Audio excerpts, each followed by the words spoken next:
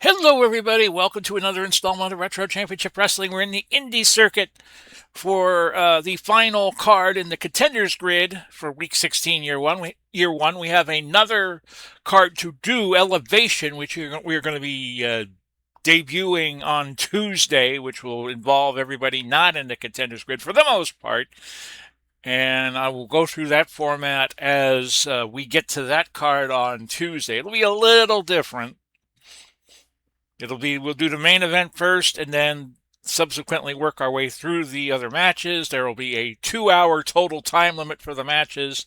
So it's going to be kind of like a Saturday night's main event where you put the big matches first and then as time proceeds, you go through to the little matches. I have 6 matches planned. We may not get to all of them. That's Tuesday. We start with about in the tag contenders grid, 1 fall, 30-minute time limit. Pat Patterson and Ray Stevens, who are coming in 1-2-2, just had a title shot with the Rock and Roll Express, losing by pinfall. They get the former Southern Tag Team title holders, Four Horsemen. The Four Horsemen, Arn Anderson and Tully Blanchard. J.J. Dillon not with them today.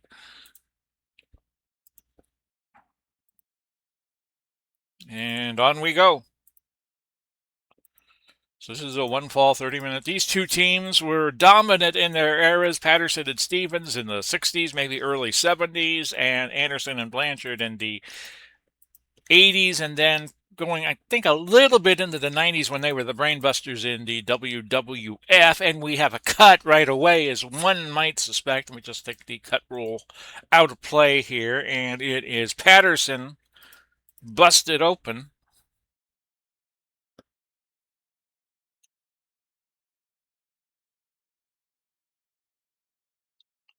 Oh, JJ came to ringside late. That's what happened.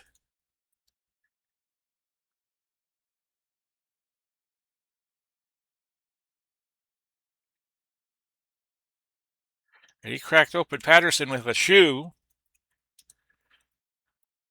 at 4:19. So on we go. It's about even. The spine buster by Arn, no pin. Almost got it. Arn and Tully coming in on a 2-match loss streak. And the Patterson-Stevens pairing has not won in 3 bouts.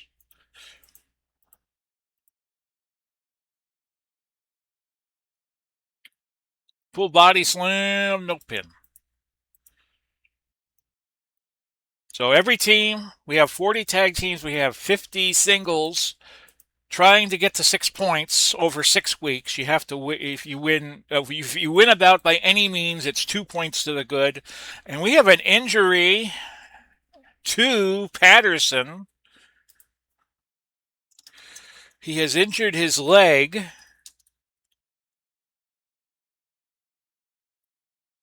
And he will be injured next week. He'll be lame.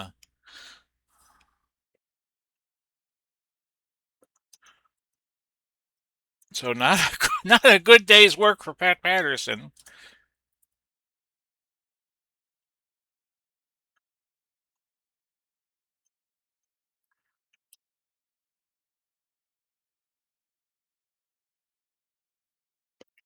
So Arn and Tully have a little bit of an advantage here as we head to the halfway point of the bout. I will pause and do the math after the non-title bouts. We have 7 of those, three tags and 4 singles. And then we have the indie title bout and the world's brass knuckle tag team title bout. Slingshot suplex by Tully, but it's a DQ.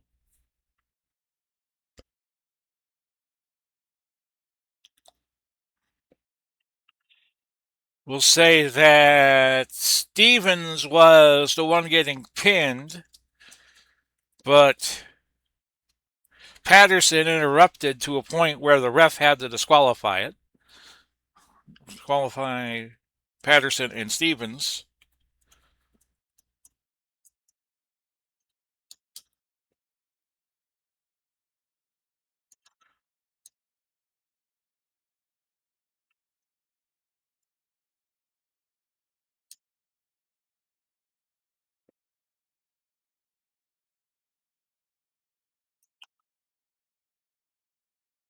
And that's it. That's our first bout. Let me just write up the particulars here.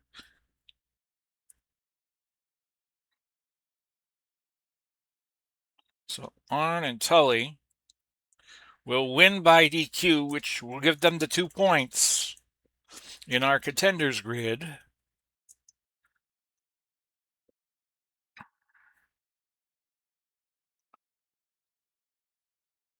And then, after this week is completed, we make the next week's batch of matches, and we pair everybody with similar points to each other, and the tiebreak is the initial ranking at the start of the 6-week period. So, say you have 2 points and you're ranked number 1. Well, you can't get the guy who was number 2, so you would get if somebody in that 3-4 match won, that's who you would get. If not, then you just keep going down until you find that number where that person who has 2 points and has the next highest number. So it's Arn and Tully with the win, and we will go on to our second tag team bout. Another heel versus heel, Battle of the Bullies tag teams. Rip Hawk and Swede Hansen. As soon as I can find them, there they are. They're going to take on the Von Brauners. And these are both very talented tag teams. No, I do not want the Zambui Express or the Von Erichs. I want the Von Brauners.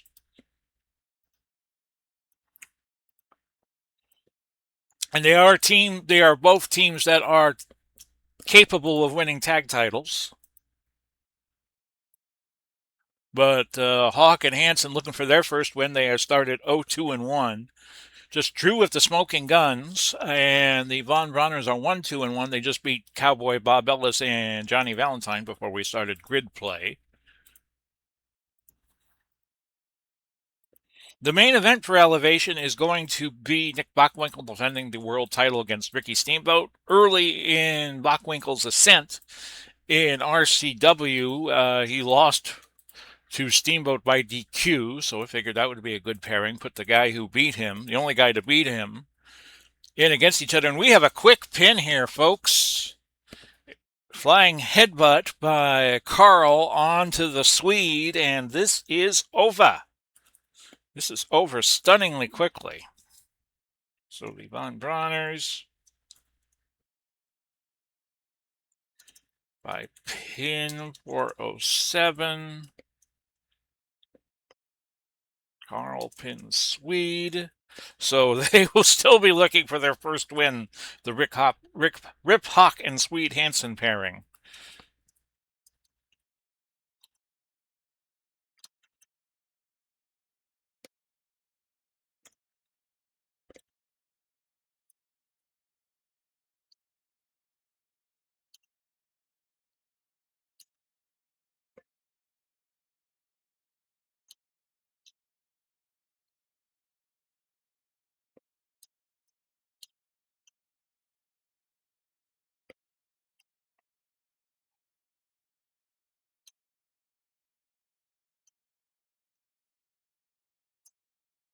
Okay, we'll get our next battle in the ring. I have to grab some water, folks. Forgive me, for I always forget to get water. We hope you are well on this 12th of June, 2026, as I record this. Shout out to Al Red Sox fan, who always likes these projects. Oh, and we have some extracurricular activity. Hold the phone. They go after the Von Brauners. And the Von Brauners are in real trouble. Several wrestlers hit the ring to try to stop a triple team. Well, we'll call it a double team. They isolated Karl von Bronner, and he is going to be concussed, and they will be out 5 weeks.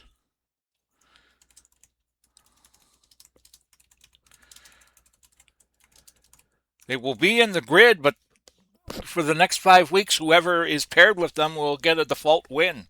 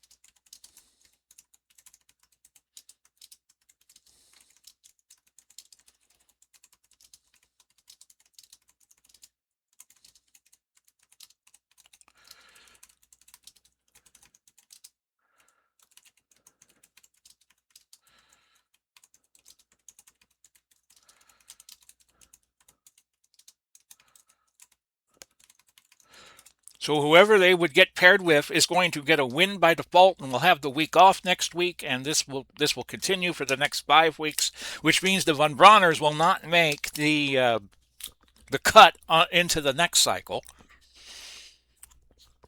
due to the injury.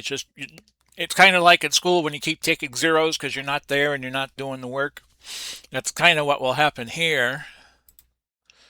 So those teams that we're going to face the Van Bronners, Rip Hawk and Sweet Hansen, thank you.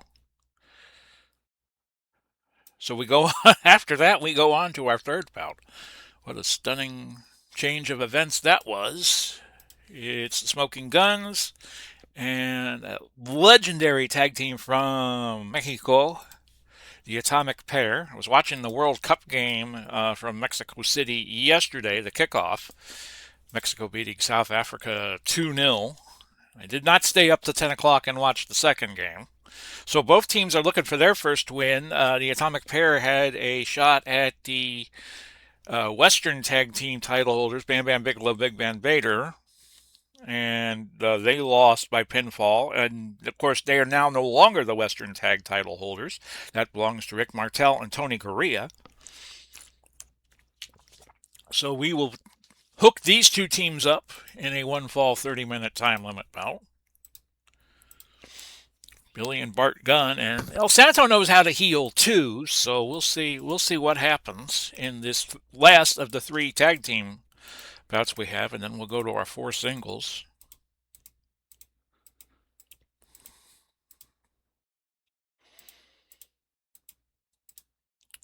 And I treat the indie territory as neutral ground, so they could both be baby faces and have at it. Both teams off. Oh, let's say it's about even at this point. Oh, and we have a cut. El Santo ran Billy into the post. How do you do, Billy?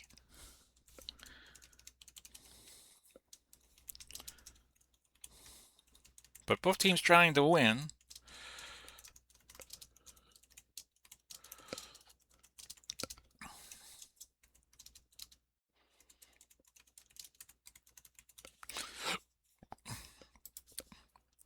But it's El Santo and Gory Guerrero. Maybe Gory does not like how the ethics of how they are leading at this point, but they are still not really in dissension with each other, let's say. Yeah, the Atomic Pair are doing everything so far but winning the bout. They are dominating the flow of the bout. 4 pin attempts to the Guns 1, and they're way ahead on damage. So let's see what happens here. Gory special. Well, it's not gonna work because that third column is a 0. Some choking by Billy, who's fed up with how he has been treated in this bout. Flying body press by El Santo. No. El Santo did not make the cut As Gory goes for a senton. Nope. And they are just dominating right now. But if this goes to a time limit draw, then it'll be all for naught.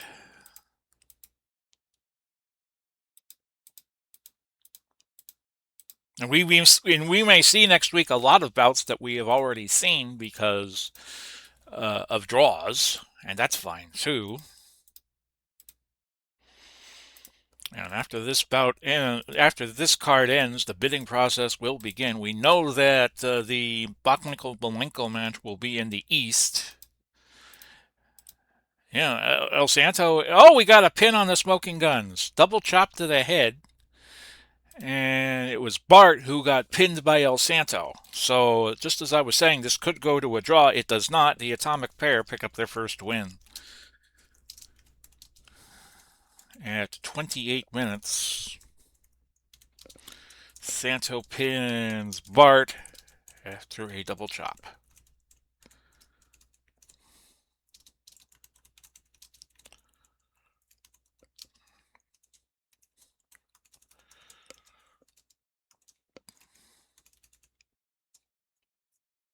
Let me see here. To make sure I have the right button for the open pairing. It was a good bout, 3.5.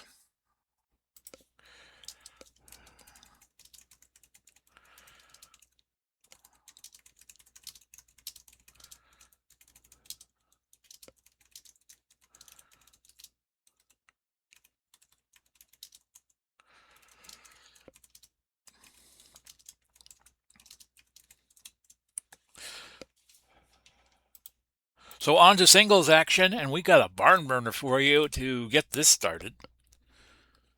It will be Goldberg, Bill Goldberg, who we've seen a couple of times in RCW, but not frequently.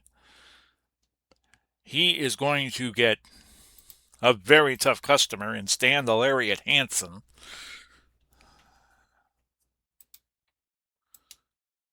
And we use his Japanese card because it is the best.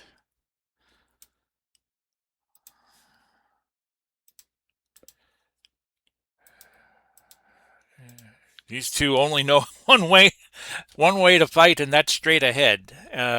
Goldberg 1-1. He had a DQ win over Giant Haystacks in his last bout, and Hansen just lost to Harley Race in a bid for the Northern title not too long ago.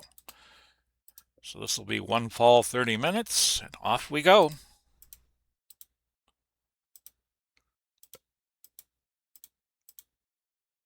Oh, and Hansen is badly cut right away.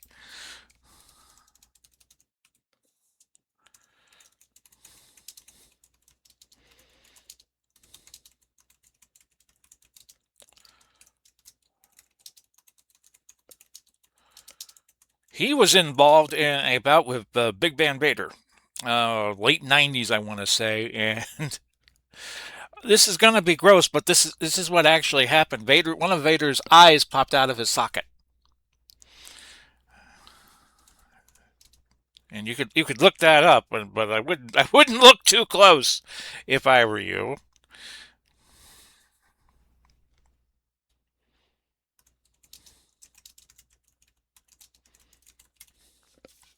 So on we go.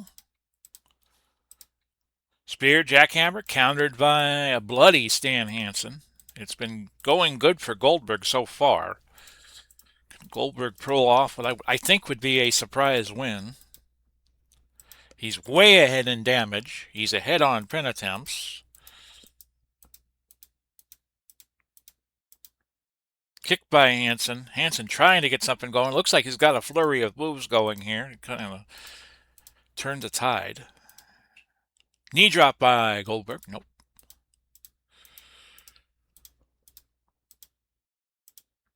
Goldberg. Nope. Not pinned.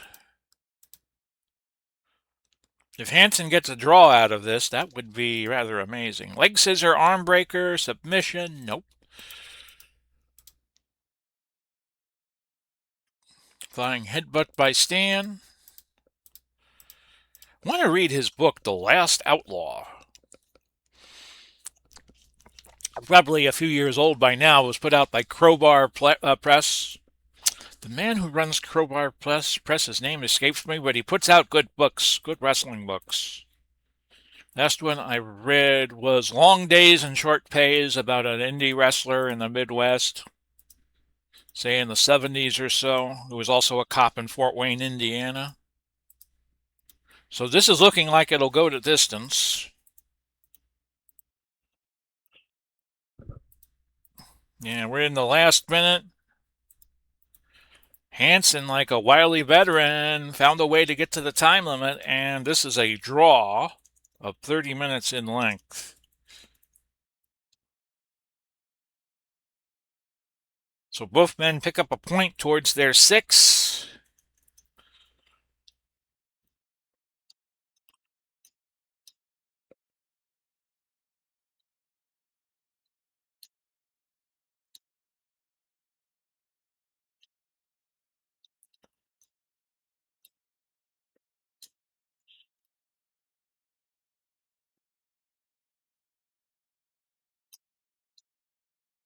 They will each pick up a point. And we go to our next bout, and Dos Caras is going to have a handful in this one as he is meeting the man, the myth, the legend, Andre the Giant, in a babyface bout.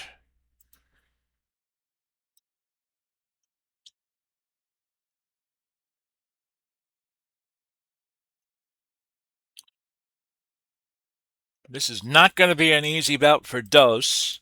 Although Andre loses technically from time to time. He was the first world champ in RCW, lost to Nick Bockwinkel.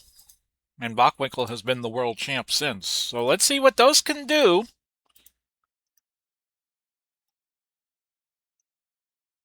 Hope these guys just going at it as baby faces.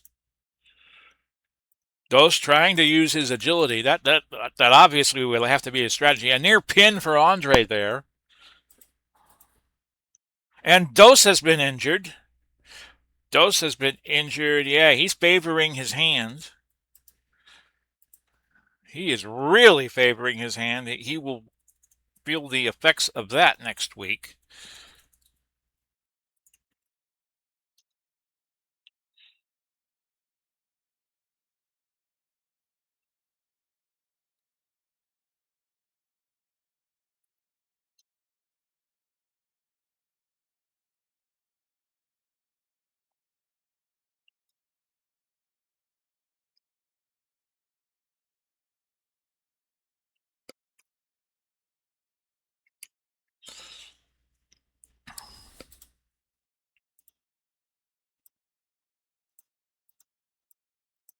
So on we go.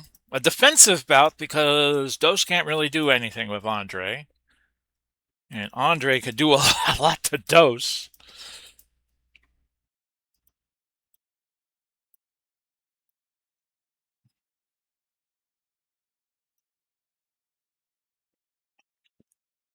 Andre trying to get some pins. He is dominating. Oh, and a crossbody.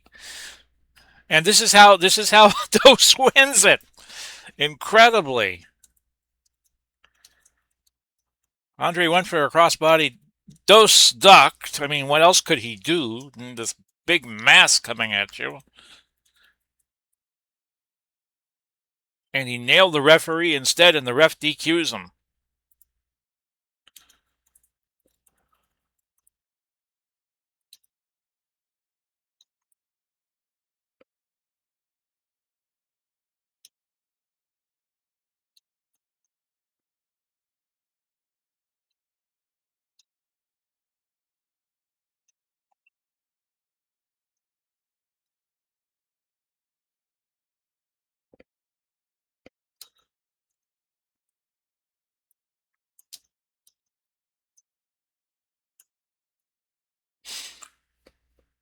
So that's how that went.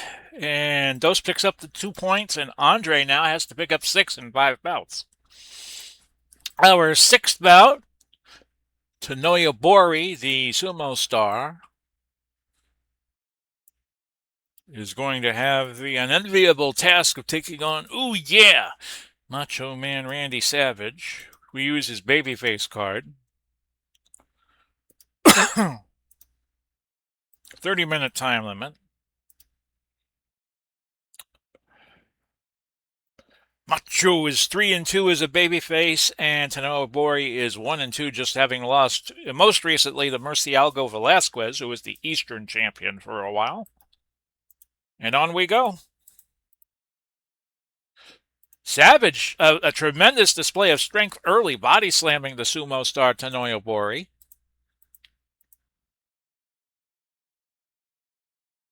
Crowd getting behind the sumo star,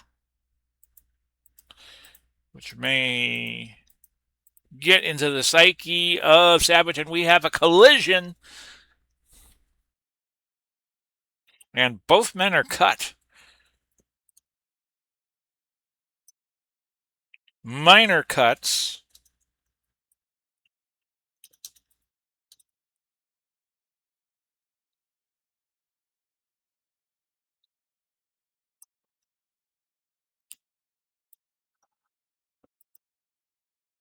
Nobori trying to press the advantage. He's got a bit of a lead early, but Savage coming back. He has more pin attempts.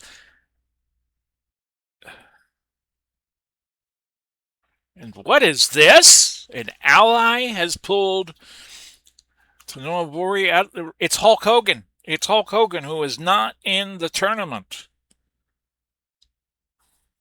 And Savage is not happy about it. They're looking at each other kind of awkwardly.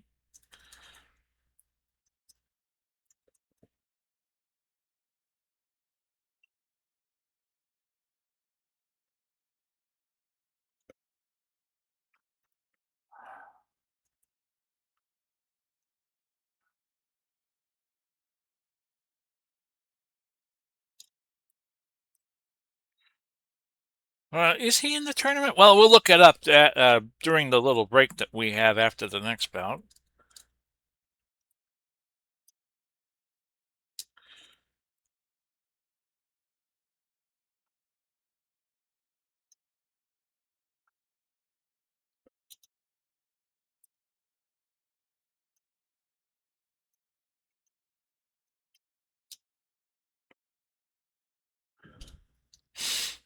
So we might have them meeting on elevation.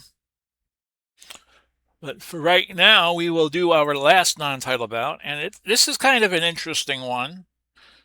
As Karloff Lagarde, one of the great heels in Lucha Libre, he's going to get Bull Ramos, who I think we had him in like one match so far in RCW. But he was ranked high enough to where he got into the grid. So this will be a 30-minute time. Heel against heel. Both men looking for their first win. Karloff has one loss and one draw with El Charo Aguayo. And Bull Ramos lost to Osamu Kido in the East in his only appearance. So on we go with this, the 7th of the 9 bouts we have for you on Retro Championship Wrestling today. And as I said, we'll be back Tuesday to wrap up the week with an installment of Elevation. I think we're going to have Hogan and Randy Savage in.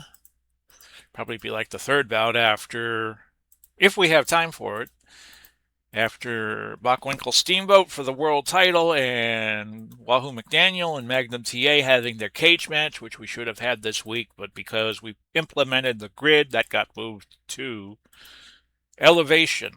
So we think we can get those two bouts in, and then anything after that, we might not get it in.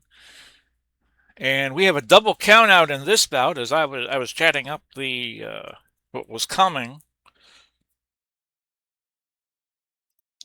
Not surprisingly, between these two, they get the double count out at 11:33. Kind of a mismatch of styles in this one. You only got 1.5 stars.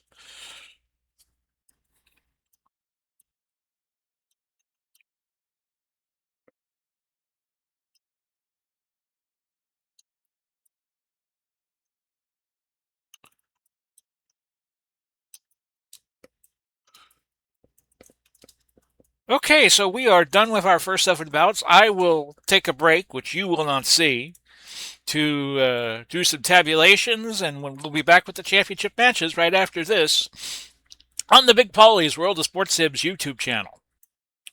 So this is the point in the program where I remind you of what we have upcoming. Saturday we will be doing Time Travel League Baseball and game day number 4 of the America 250 Super Season. I'll take Sunday off, church and such.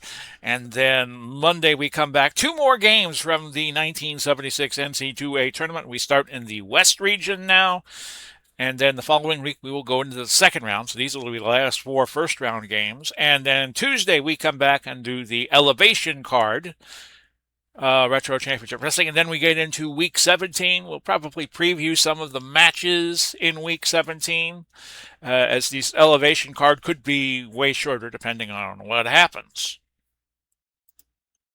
So on we go into our semi-main event, I guess you could call it. Lou Thez, who's going to be showing you a little darker side. He'll be a tweener defending against the babyface challenger of Ivan Putski in a 1-fall 60-minute time limit bout. Thez is 9-2-4. He's also the former world junior heavyweight title holder, and Putski is so far lossless in his first 3 bouts. He went to a draw with Gary Albright recently.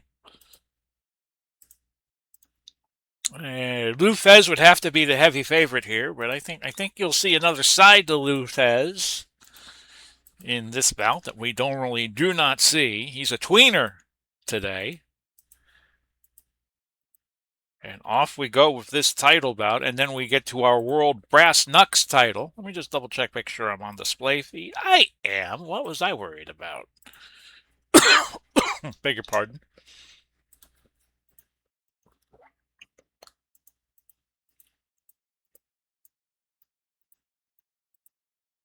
So this bout off and running. Thez is off to a good start. A power bomb almost pins Putski. Got to a 2 count at least on it.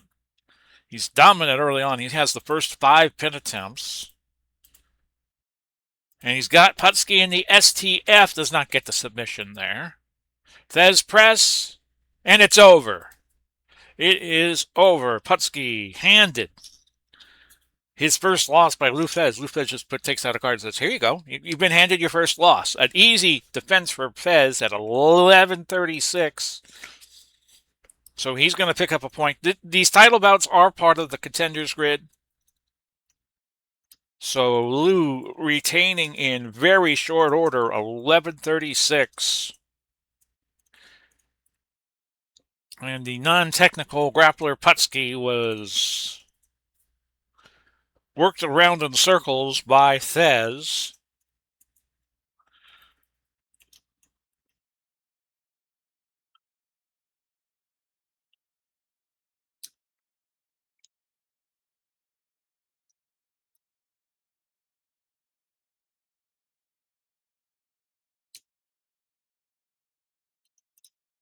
And the good part about this contenders grid is Thez could now move up, and if he continues to win, he might get a shot at Nick Bockwinkel's world title.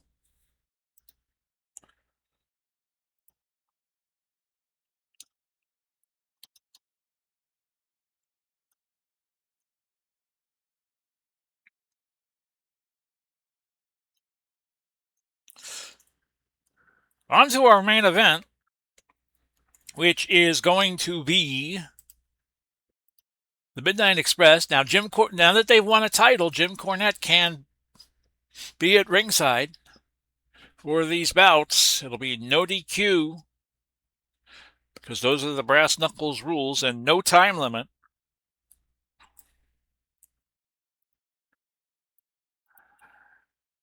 And as Cheech Marin said in one of his skits, no paycheck to the loser.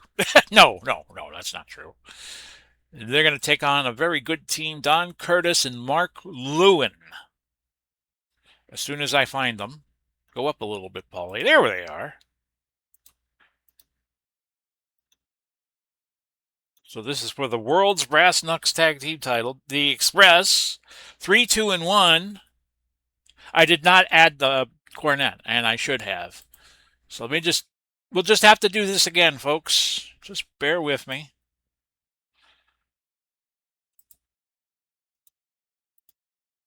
It is for the world title.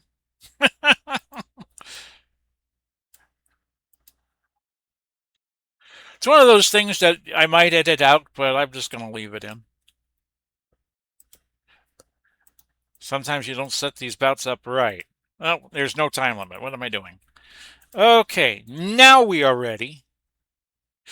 And yeah, this is only the second bout for Curtis and Lewin, but they drew the Midnight Express. They got paired with them, so they have the chance to win these titles. And off we go. No time limit, no DQ. Should be a fun bout. Curtis and Lewin just trying to use technical and agility maneuvering. But the Express off to a good start. Now the match evens up a little bit. Oh, and we have we have blood. Not surprisingly, as Condrey has busted open Mark Lewin.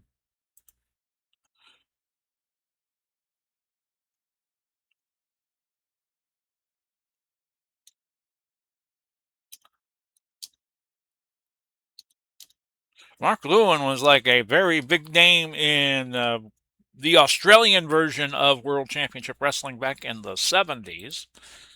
Actually spoke. Oh, rocket launcher. But Curtis and Lewin escape. A flapjack as the Express going for the pin early. They are dominating the early stretch now. They are just heaping damage after damage on the challengers. Package pile driver does not score for the challengers. Flapjack, and that's all she wrote. A quick defense has Condrey pinning Don Curtis. And this one was over quickly. The Express retain by pinfall at 10:54.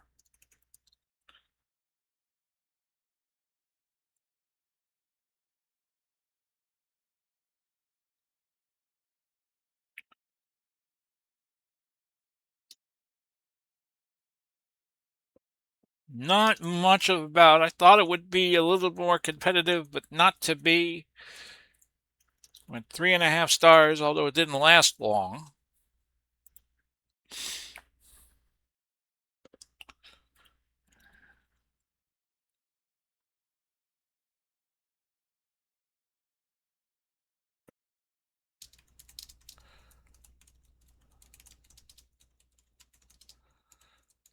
And this too is a contenders grid bout, so the Express could aspire and become world tag team champions, even though they are the world brass knucks champions. It is possible.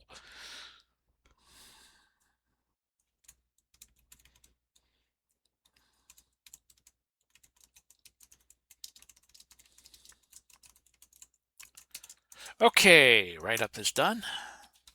See if there was any injury. No.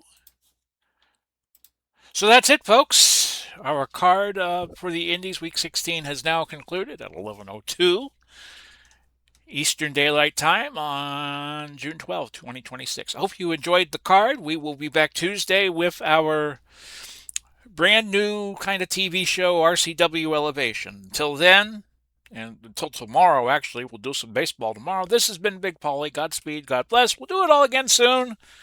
Bye bye for now, everybody.